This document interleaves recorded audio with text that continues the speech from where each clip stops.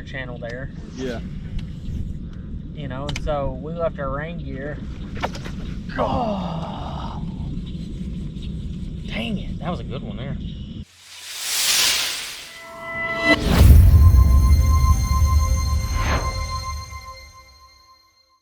YouTube, what's up? Back again for another daily fishing video here on Andrew Upshaw Fishing. Guys, today I have a really cool video for you. We're going to be talking about open water frog fishing and why you should be doing it right now. You know, today I'm out here on Salida Bend, just got back home from my last event, and I had to come out here and talk to you about this because I actually learned a few things at Barnett that I think y'all should know. You know, but real fast though, if you have not subscribed to my YouTube channel, make sure you do that. Just hit that sub button in the bottom right hand corner. That will help me so much, and like the video if you can. You know, I haven't been posting a lot lately, and the reason I have not been posting a lot is because I have been on the road nonstop for about a month and a half straight. I've tried to get y'all some good content, and I promise you I'm going to get way better in the next couple of weeks. So be ready for a lot of videos coming your way. So at Barnett, you know, the water was dropping a lot during the event and during practice even, and the fish were pulling out and getting really weird. You know, they were up there spawning, and when they were spawning up there, the water got so shallow that if you got up close and you flipped it, you couldn't catch them. So one thing I was using there is a popping perch to catch those fish. Now granted, I didn't do worth a crap in the tournament. You can go look at the results yourself. I finished like 170 something place. I had an opportunity to catch a limit each day, which would have been humongous in the scheme of things, but I just lost a few too many fish every day, and that's just tournament fishing. You know, I can't dwell on the past and say, oh my gosh, like, you know, my year's over with because I didn't catch them at Barnett. No, I mean, we all move on from those events, and I have to move on just like anybody else.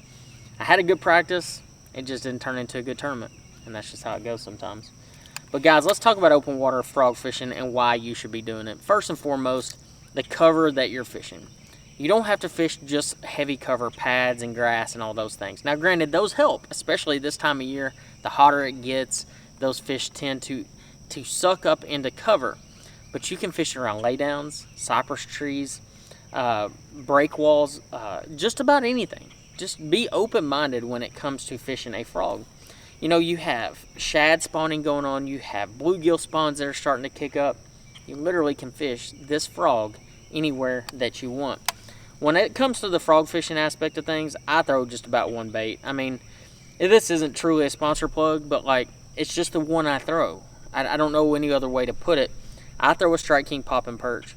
When I first got the popping perch, I used to do some modifications to it because it didn't look like a traditional frog. When you look at this thing, it has this flat bluegill shaped tail on it, and it really threw me off. I didn't know what to think about it, and I actually started cutting out the middle of it. I would actually cut out the middle, and it would look like a traditional frog in the water.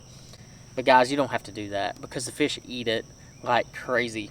You know, color-wise, you need to experiment with your colors. Sometimes they want a black frog, sometimes they want a white frog, sometimes they want this ugly dude right here. And this is an ugly one, but it absolutely works. Looks just like a bluegill in the water. But day in and day out, if you will change up and use different frogs and different colors, you will figure out what they want to eat. Now, if you're looking at fishing situations, if the shad are spawning, obviously throw a white or a clear popping perch. But fishing around bluegill beds, I would tend to go for either the bluegill color or a black frog, depending on if it's sunny or cloudy.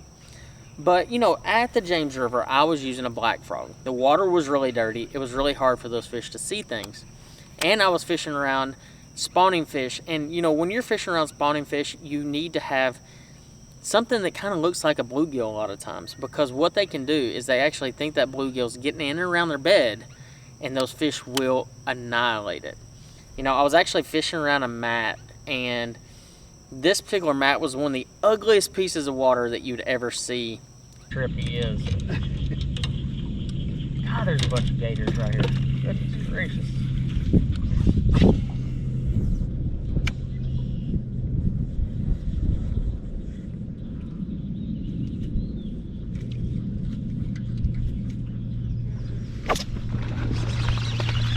Come on with it. Come on with it. I mean, choked it. Must have been 2 gators there. Yeah, there's 2. But those fish were spawning on the outside edge of it. If you got within about 20 feet of it, they would spook off and they would not bite. So you'd have to stay way back, and you cast that frog in there, and I was actually walking that frog. So the big misconception with a popping style frog is that it doesn't walk. It just pops like a popping bait. But that's not the case. You can actually slow the popping perch down and walk the popping perch way better than what you would ever think. You don't have to trim one side down. You know, like if you take a traditional frog that has the legs on both sides, one of the big tricks used to be is you could trim one leg a little bit shorter than the other one, and it would actually allow that frog to walk a little easier. You don't have to do that with the popping perch. You can literally take the popping perch out of the package and start fishing it and catch fish. You know, when it comes to gear is extremely important.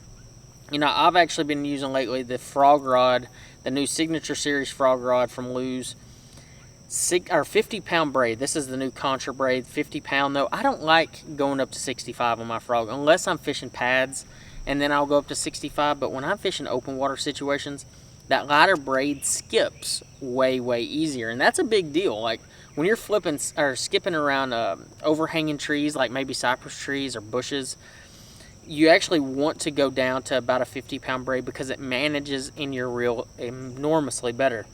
Another little trick, you know, this reel is absolutely full of 50-pound braid right now, is you can actually fill that thing about 3/4 full, and that way you can skip in and around that cover way easier.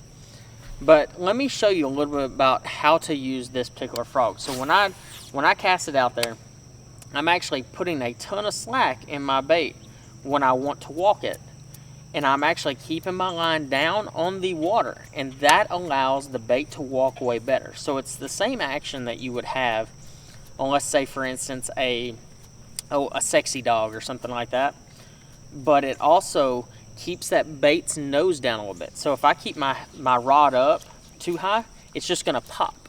But if I keep my rod really low, it's gonna walk.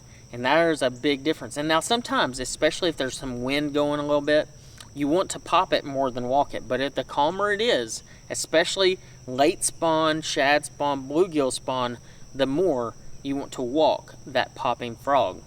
Guys, I hope y'all enjoyed today's video. I hope you learned a little bit about using that particular popping perch to catch open water fish and why it's important to target those fish with the popping perch. Because I can tell you right now, you can't throw a popper, you can't throw a sexy dog in the middle of that cover and expect to land the fish.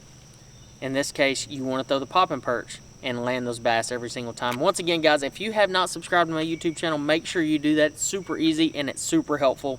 I want to hit 25,000 before the end of this month, so make sure you go subscribe and help me out. Guys, thank you so much, and I'll see you on the next video.